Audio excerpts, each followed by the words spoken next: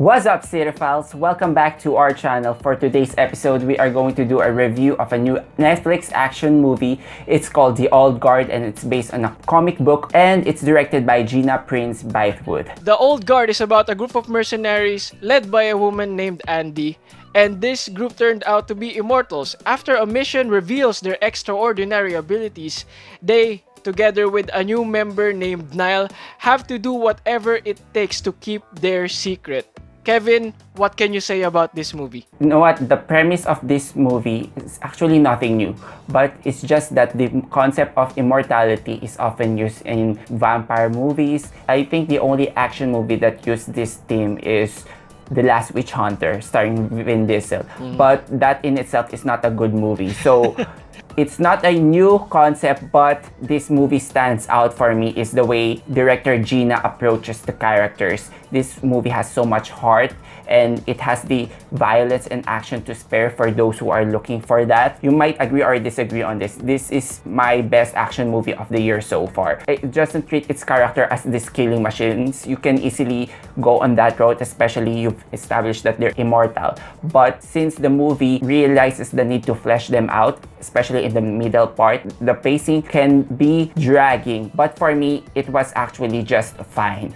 That you needed this character moment. So by the time that it kicks into a high gear into its third act, you clearly root for these characters for their survival and you know very well their motivations, their aspirations. And also, I would like to bring a point that I like how this movie delves on the existential themes that's known for having an immortal life, what it means to be a curse and a gift, a responsibility and also a burden. It surprisingly resonates. I truly enjoyed the great performances here. So Phil, what do you think? Yeah, first off, I want to say Charlize Theron is so freaking awesome. Recently, she's been quite the action star with movies like Mad Max Fury Road and then of course Atomic Blonde. Charlize is turning into such a great action star and she pulls off these action scenes with the right amount of physicality. You know, Charlize Theron, she's just also a great actress. This movie, it really has a cool plot concept, although not new. It's really interesting to watch these characters struggle with being immortal because, as you said, it can be a gift and a curse because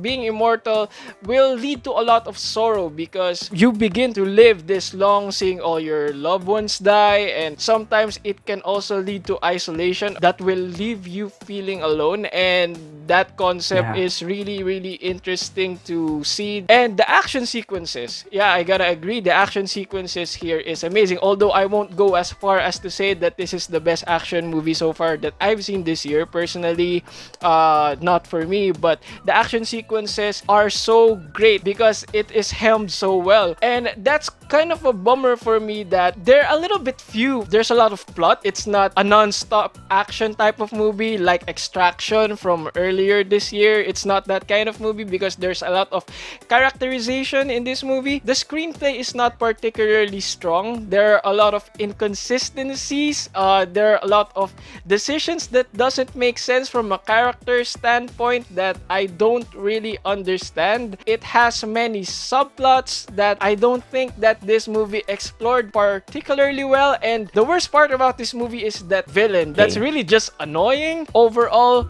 this movie became quite predictable for me. Everything that happened, all the twists and turns, because this movie does not necessarily reinvent the genre. You will see all these plot twists come from a mile away. So that's my main takeaways.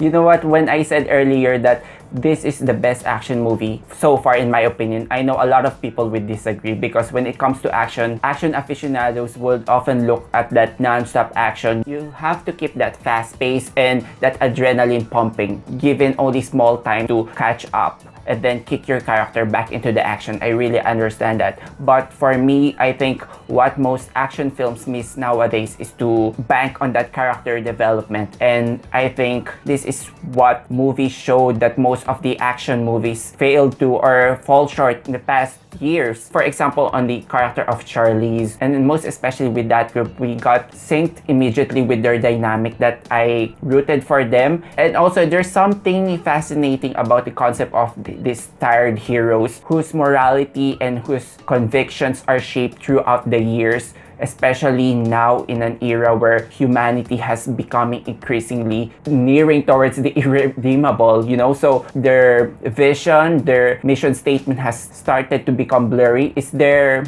goal still worth fighting for? So that's a really good character exploration for their part. Of course, we're also given a point of view here in the character of Nell, since she's the new recruit. Her character also serves as a proxy for us to get to the lore. Even though the middle part is kind of bit slow because of this character-based moments, we got to know the mythology behind that throughout the flashbacks, and that's another aspect that I really enjoyed in this movie. When it comes to the villain, I have to agree it's a one-dimensional villain. Yeah. I kind of like that he didn't go on a cartoonish role. I think he's the actor from the Harry Potter movies, right? Yep. I like that he didn't go on a megalomaniac version of a supervillain and just played himself like an evil version of Mark Zuckerberg.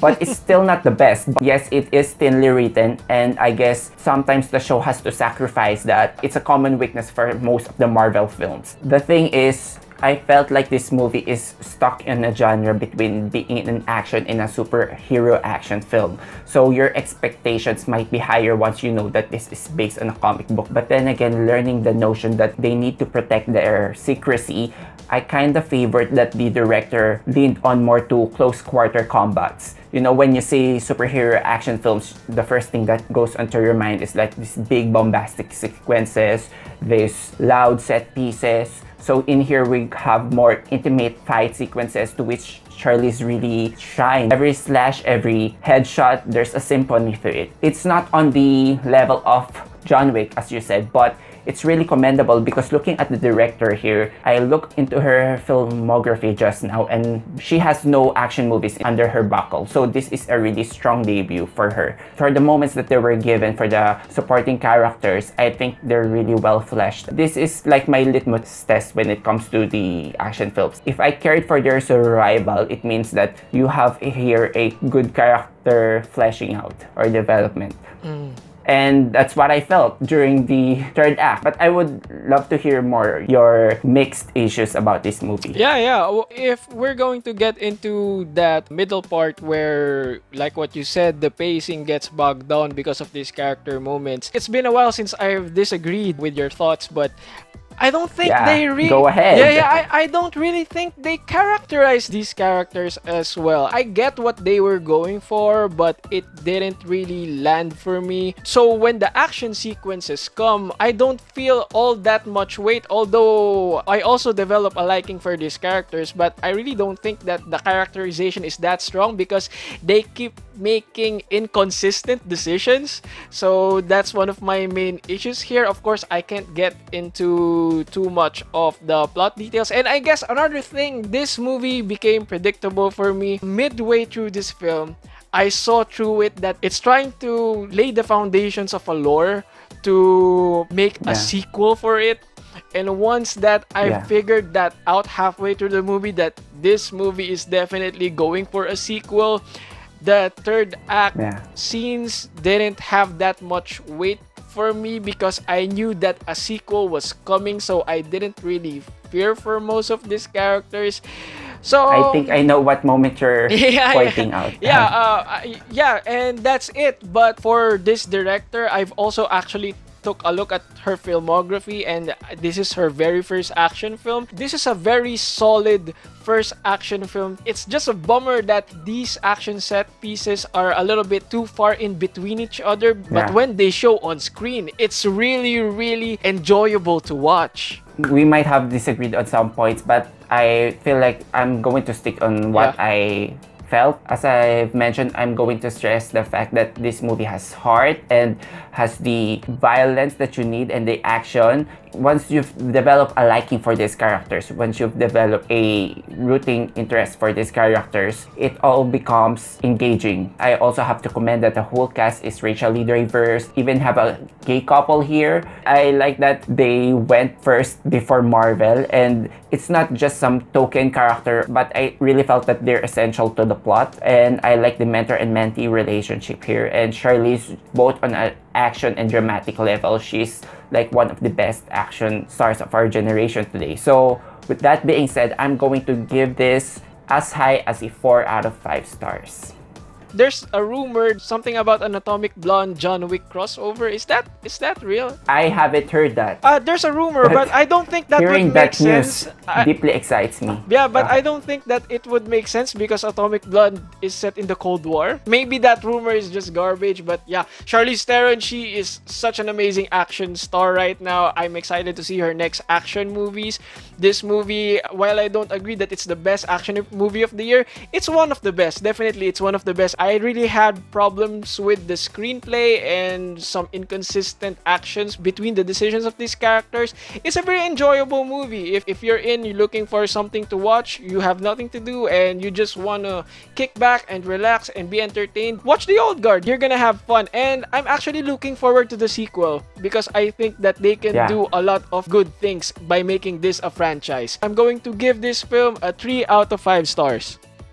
That's it, guys, for our review of The Old Guard. Let us know what you think in the comment sections below. And if you like this video, hit that like button and subscribe to our channel. And as always, guys, we'll see you on the next one. Bye-bye.